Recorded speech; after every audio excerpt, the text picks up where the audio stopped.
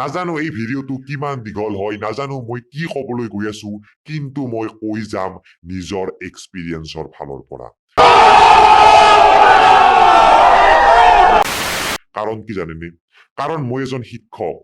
যিমান যি হলেও মই এটা কথা বুজাব ইচ্ছা কৰো, সৰু সৰু ল'ৰা ছোৱালীক হলেও মই এটা কথা জ্ঞান দিবলৈ চেষ্টা কৰি আহিছো।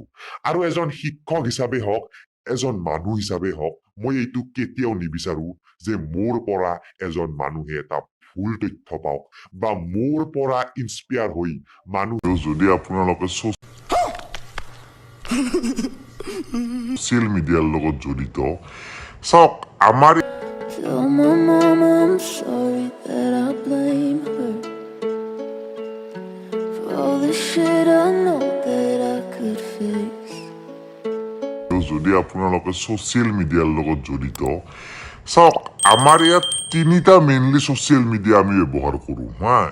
ইউটিউবটো বাৰু এটা পাব্লিক ভিডিঅ' শ্বেয়াৰিং প্লেটফৰ্ম হ'লেও ছ'চিয়েল মিডিয়া বুলি ধৰিব পাৰি ইয়াক।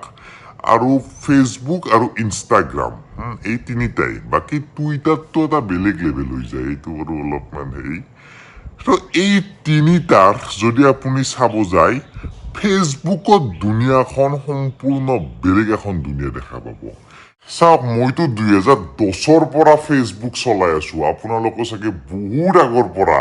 প্ৰথম ছ'চিয়েল মিডিয়া আছিল না, আৰু তেতিয়াৰ ফেচবুকটো বেলেগ আছিল। তেতিয়া ফেচবুকত আজিৰ দৰে আপুনি কণ্ট্ৰভাৰ্চিয়েল দুনিয়া এখন দেখা পোৱা নাছিল। তেতিয়া ফেচবুকত